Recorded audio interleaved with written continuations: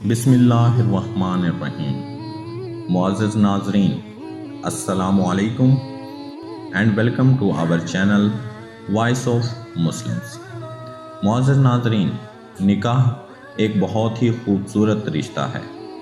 یہ میرے نبی کریم صلی اللہ علیہ وآلہ وسلم کی سنت اور اللہ تبارک و تعالیٰ کا حکم ہے۔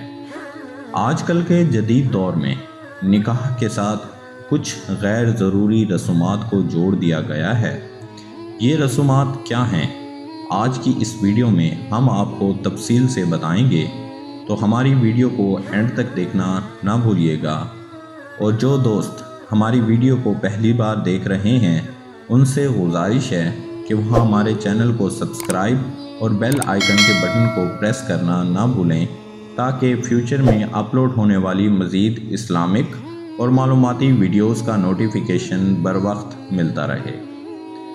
معزز ناظرین، تو چلیے چلتے ہیں اپنی ویڈیو کی جانب۔ نکاح عموماً مولوی ہی پڑھواتے ہیں۔ صحابہ کرام اپنی اولادوں کے نکاح خود پڑھ لیا کرتے تھے۔ کیا نکاح پڑھنا بھی کوئی مشکل کام ہے؟ پیشہ ورانہ مولویوں سے یہ کام ضروری لیا جائے؟ دوسری خرابی یہ ہے کہ نکاح پڑھنے والے کو اجرت دی جاتی ہے۔ اسلام میں اجرت لینا ثابت نہیں ہے۔ یہ ایک نیکی کا کام ہے۔ اگر دلہے کو قبول و اجابت کرا دیا جائے تو کون سا پہاڑ اس نے اٹھا لیا کہ وہ مزدوری کا مستحق ہو گیا؟ نکاح میں دلہے سے کلمے بھی پڑھوائے جاتے ہیں۔ ان کا مقصد یہ ہوتا ہے کہ اگر اس نے کفر و شرک کیا ہوگا تو توبہ ہو جائے گی، لیکن دلہن سے کلمے نہیں پڑھوائے جاتے۔ کیا عورت میں شرک و کفر کا احتمال نہیں ہوتا؟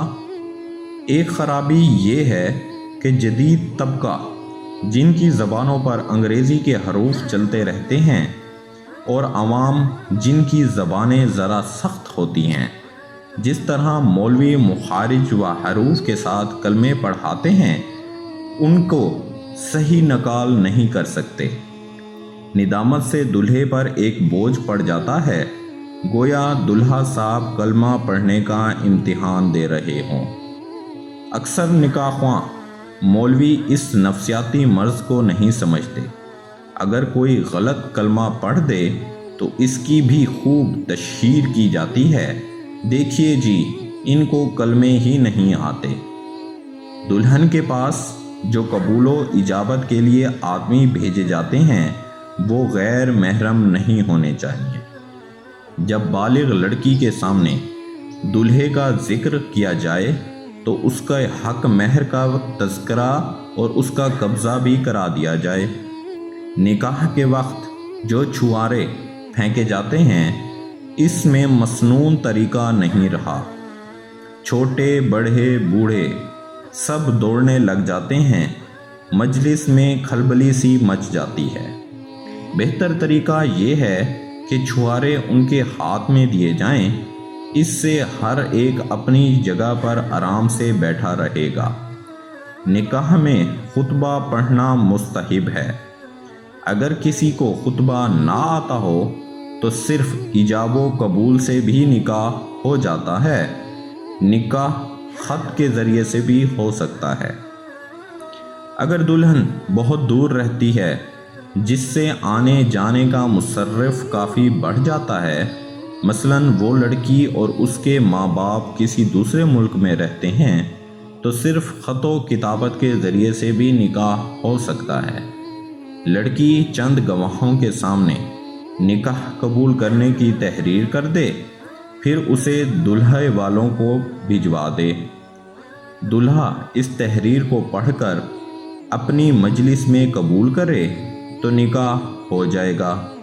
نکاح کے گواہ 2 مرد بھی کافی ہیں۔ اگر ایک مرد اور 2 عورتوں کے سامنے نکاح پڑھایا جائے تب بھی نکاح صحیح ہو جاتا ہے۔ اللہ پاک ہم سب کو دین کی سمجھ عطا فرمائے اور اس کے مطابق زندگی بسر کرنے کی توفیق عطا فرمائے۔ اللہ ہم سب کا حامی و ناصر ہو۔ شکریہ۔